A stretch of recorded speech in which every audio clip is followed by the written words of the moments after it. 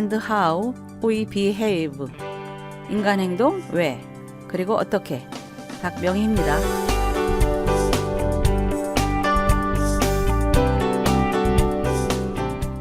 저번 2시간에 걸쳐서 강박성 인물들의 생활 양식과 종교 생활을 살펴보았는데요. 오늘은 강박성 인물에 대한 이해에 대해 배워보겠습니다. 지금까지 인색하고 질서를 지키느라 지나치게 경직되어 있고 고집스러운 인물에 대해 논의했는데, 어떻게 하면 그들의 세상에 들어가서 그들이 왜 이렇게 되었는지 그 과정을 이해할 수 있을까요? 어떻게 하면 그들이 당하는 괴로움을 이해하고 그들을 불쌍히 여길 수 있을까요? 이런 사람들은 교회 생활에서도 질서를 고집스럽게 주장하고 그 결과 사람들에게 상처를 주어서 교회에 나쁜 영향을 끼치고 마침내 교회 분열을 야기하기도 하는데, 이들은 복수심에 가득 찬 율법주의자들입니다. 그러나 그들을 대하다 보면 우리도 같은 일을 범하게 되는데, 율법의 사소한 부분까지도 지키게 하려고 율법적 태도로 사람을 몰아붙이면 이것을 당하는 우리는 그들과 다투고 같이 싸우게 됩니다. 그러나 셰익스피어가 베니스의 상인 사막 1장에서 정의를 실현하는 과정에서는 우리 중 어떤 사람도 구원을 볼 수 없다. 그러므로 우리는 자비를 간구하게 되고, 우리가 간구하는 바로 이 기도는 우리도 역시 자비를 베풀어야 한다는 것을 가르친다고 말하고 있죠. 강박성 인물에 대한 이해 첫 번째는 그들은 너무 지나치게 양심적이라는 겁니다. 강박성 인물은 자신과 다른 사람들을 모두 통제하고자 안달을 하는데, 이러한 사람들의 부모나 교사들은 그들이 성장하던 시기에 질서를 지키도록 강요하고 사소한 일까지도 간섭했을 것입니다. 그러면서도 이들은 따뜻한 보살핌은 받지 못했죠.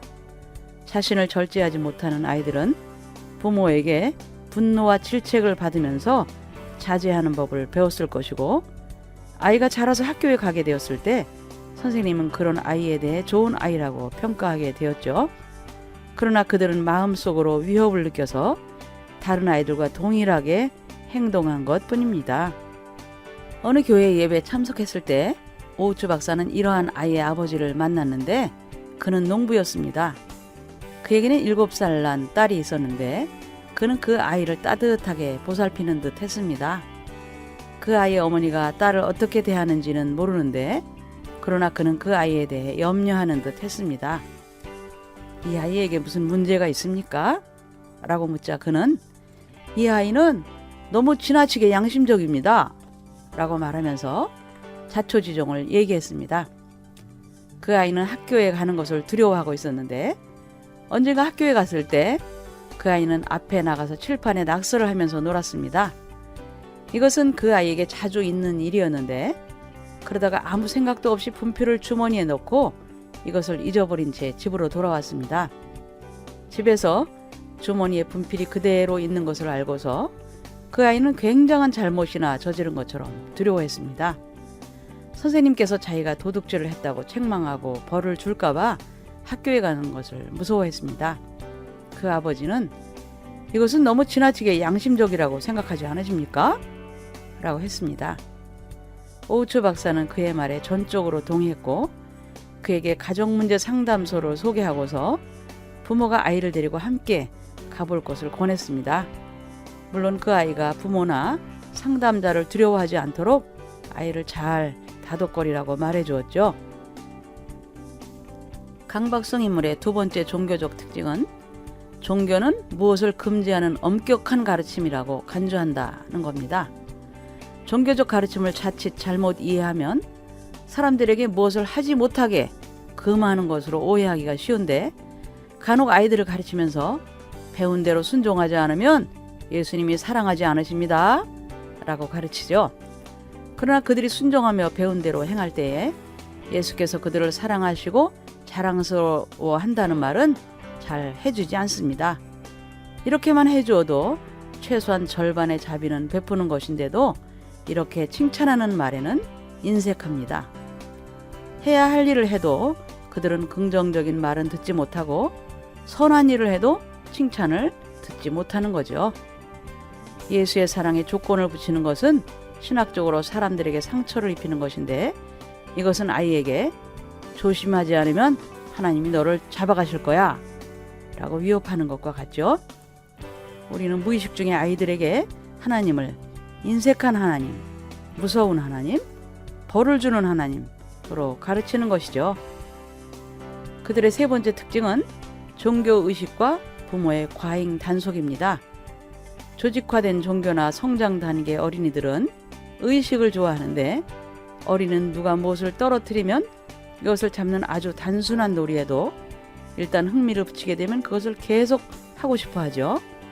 예를 들어 소녀는 외할머니가 사과를 깎을 때 같은 장소 같은 방에서 그것을 바라보기를 좋아하고, 소녀는 그의 언니가 자신의 머리를 빗어주는 것을 좋아합니다. 자세히 보면 어린이의 하루 생활은 의식으로 짜여 있죠.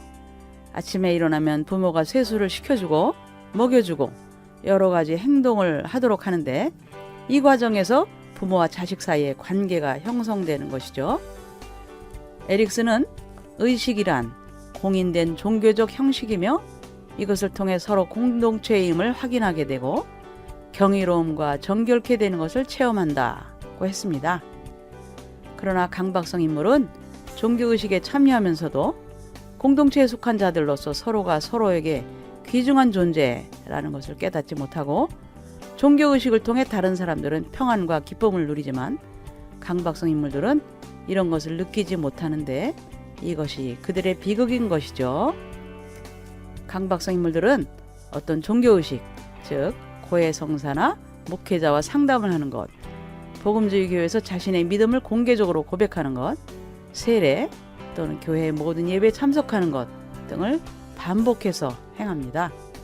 그들은 이런 의식에 중독되어 있는 것이죠. 계속해서 고해성사를 하거나 목사님을 찾아가서 상담을 하는 것을 보면 그들은 마치 계속해서 죄의식을 느끼고 유혹을 받는 듯한데, 그들은 하나님께서 그들을 벌하지는 않으실까 하는 강박관념에 사로잡혀 이 모든 행동을 하는 것입니다. 이 외에도 그들은 교회를 휘젓고 다니며 사람들과 부딪히는데, 그들은 적합치 못한 상황에서 다른 사람들을 추궁하기도 합니다. 왜 주일학교에 나오지 않았나요? 교회는 나오지 않을 겁니까? 한 번도 기도회에는 참석하지 않는군요. 결과적으로 이렇게 해서 강박성 인물은 더욱더 자신을 고립시킵니다. 이것은 또한 다른 사람들을 괴롭히는 일이기도 한데, 종교의식을 하는 목적은 사람들로 하여금 마음을 열고 배우며 서로 용서하고 용납하는 공동체가 되게 하려는 것이죠. 강박성 인물에게는 이와 정반대의 일이 일어나는데, 다른 사람들이 그를 피하게 되고 그는 더욱 고립을 당하게 되는 것이죠. 이처럼 강박성 인물이 고립되어 외롭게 되면 그의 표정은 더욱 어두워지고 유머를 잃게 되는 것입니다. 네, 오늘은 강박성 인물에 대한 이해에 대해 배웠는데요.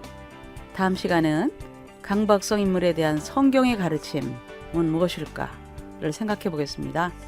여러분, 다음 시간까지 안녕히 계세요.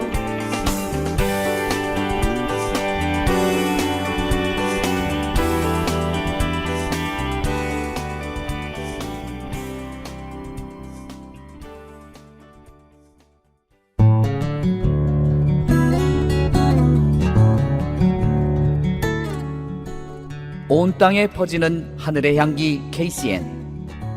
지금 여러분은 인터넷 라디오 KCN을 듣고 계십니다.